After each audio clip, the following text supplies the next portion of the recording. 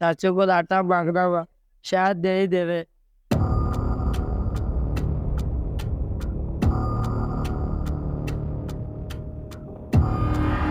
भाई थोड़ा जा आटा ही दे दो, 2 दिन हो गए मैं कुछ नहीं खाता। भाई थोड़ा जा आटा ही दे दो, 2 दिन हो गए मैं कुछ नहीं खाती है। जा यार भेजदा यार चलाएगा अयो हुन मैं ਚੱਕੀ ਫਿਰ ਤੂੰ ਮੰਗਣ ਵਾਸਤੇ ਆ ਗਿਆ ਯਾਰ ਤੁਹਾਨੂੰ ਕੋਈ ਹੋਰ ਕੰਮ ਹੀ ਨਹੀਂ ਲੱਭਦਾ ਹੈਗਾ ਯਾਰ ਡਰਾਮਾ ਬਣਾਇਆ ਤੁਸੀਂ ਕੀ ਜਾਣਦਾ ਨਹੀਂ ਯਾਰ ਤੇਰੇ ਕੋਲ ਕੰਮ ਨਹੀਂ ਹੁੰਦਾ ਹੈਗਾ भाई यार दे दे यार, मैं सारे जगह पे काम लंबे मैंने किसी ने काम से नहीं रखा भाई। यार तेरी मेहरबानी यार, मेरा आटा दे दे। ਉਹ ਜਾ ਯਾਰ ਭਾਈ ਜਾ ਤੁਹਾਡੀ ਆਦਤ ਹੁੰਦੀ ਯਾਰ ਅਸੀਂ ਦੁਕਾਨ ਨੂੰ ਖੋਲਨੇ ਆ ਸਵੇਰੇ ਤੇ ਸਭ ਤੋਂ ਪਹਿਲੇ ਬੰਦੇ ਹੀ ਮੰਗਣ ਵਾਲੇ ਆਉਂਦੇ ਆ ਯਾਰ ਚੰਗੇ ਭਲੇ ਹੁੰਦੇ ਆ ਤੁਸੀਂ ਆਪਣਾ ਖਾਣ ਪੀਣ ਬਣਾਇਆ ਹੈ ਤੁਸੀਂ ਆਪਣੀ ਆਦਤ ਬਣਾਈ ਹੋਈ ਹੈ ਠੀਕ ਹੈ ਜਾ ਮੇਰਾ ਵੀਰ ਜਾਤੇ ਹੋਏ ਮੇਰਾ ਦਿਮਾਗ ਨਾ ਖਰਾਬ ਕਰ ਜਾ ਨਿਕਲ ਜਾ ਇੱਥੋਂ अल्लाह का वास्ते यार, बड़ी भुख लगी है, 2-3 दिन हो गया कुछ नहीं खाता। ਚੱਲ ਯਾਰ ਦੁਕਾਨ ਖਾਲੀ ਕਰ ਚਾਹ ਨਿਕਲਦਾ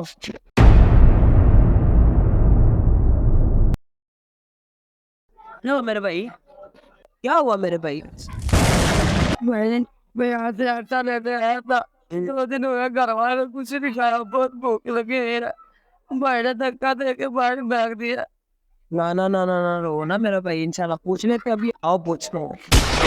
आज सुने अली भाई यार अली क्या हो गया तेनू यार? वो फकीरां नूं हुण धक्के देने शुरू कर दिते ने यार। ये खैर तो है तेनू यार, वो बेचारा मंगन आया, उनके घर आटा नहीं गा, रोंदे आए घरों बाल बच्चे भुखे ने, उनके घर वाले भुखे ने यार। थोड़ा रहम करना चाहिए यार, थोड़ा थोड़ा आटा दे देते तो की फर्क पै जाना सी तेनू।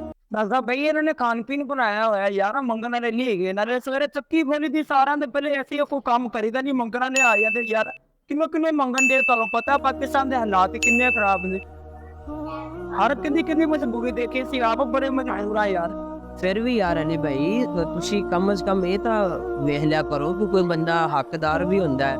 ये नहीं मैं कहना हर एक नूं दिओ, पर जेड़ा हकदार होवे कम से कम उहदे नाल मदद करनी चाहिए। तां नाल गरीबां दी मदद करन नाल कारोबार वधदा है, कारोबार घटदा नहीं। माशाअल्लाह तुहाडी पहले छोटी चक्की सी होर वड्डी माशाअल्लाह तुसी बना ली, कारोबार वधाया अपना, अल्लाह पाक ने तुहानू इज्जत दित्ती।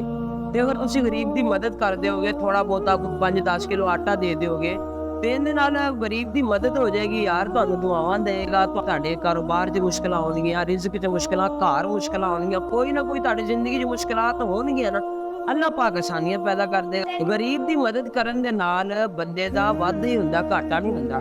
ਤੇ ਤੁਸੀਂ ਅਜ਼ਮਾਇਆ ਹੋਏਗਾ, ਜਦੋਂ ਤੁਸੀਂ ਗਰੀਬ ਦੀ ਮਦਦ ਕਰੋਗੇ ਤੁਹਾਡਾ ਦਿਲ ਬੜਾ ਖੁਸ਼ ਹੋਏਗਾ, ਤਸੱਲੀ ਤੁਹਾਡੇ ਦਿਲ ਨੂੰ ਮਿਲੇਗੀ ਯਾਰ ਅੱਜ ਮੈਂ ਕੋਈ ਨੇਕ ਕੰਮ ਕੀਤਾ।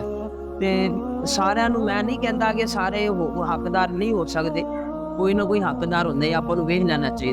तो भाई यार रो रहा सी यार माशाअल्लाह जवान जान ने, तो अगर तुसी कुछ इन्हां दी हेल्प कर दोगे तो कोई टेंशन नहीं। तो 5-10 किलो दे जिन्ने बनते ने मैं तुहानू पे कर देंगा, पैसे दे देंगा। तो तुसी कम से कम गरीब नाल आपां नू कम से कम हेल्प करनी चाहिए।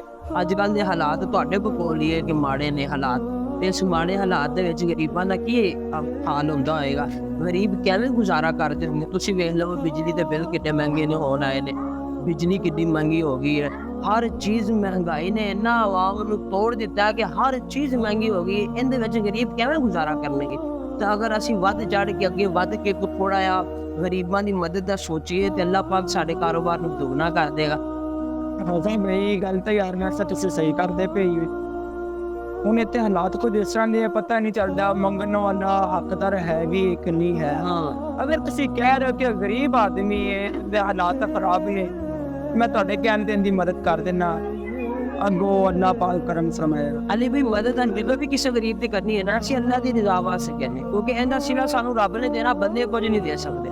ਜੀ ਠੀਕ ਹੈ ਨਾ ਬਈ ਤੁਸੀਂ ਕਹਿੰਦੇ ਹੋ ਤੇ ਮੈਂ ਇਨਸ਼ਾਅੱਲਾ ਤਾਲਾ ਜੋ ਵੀ ਹੁਬਤ ਤਸੀਕ ਹੁੰਦੀ ਹੈ ਮੈਂ ਇਹਨਾਂ ਨੂੰ ਪੇਸ਼ ਕਰਨਾ। हाँ यार दिओ दिओ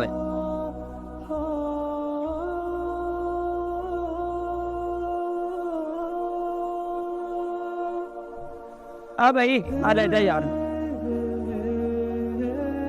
गरीब मेरे को ऐसे भाई, अल्लाह तेरा इलाज करे, अल्लाह पाक तेरा मुश्किल सॉल्व करे, अल्लाह पाक तेरे भतीजा ले आगे जाए, तेरे बड़े पैर वाले भाई यार शुक्रिया। उन्हें जा आमीन यार जा ध्यान नाल जा। आजकल के इस महंगाई के दौर में हमें चाहिए कि हम हर हाल में गरीबों का ख्याल रखें। अल्लाह पाक हमें अमल की तौफीक अता फरमाए, आमीन।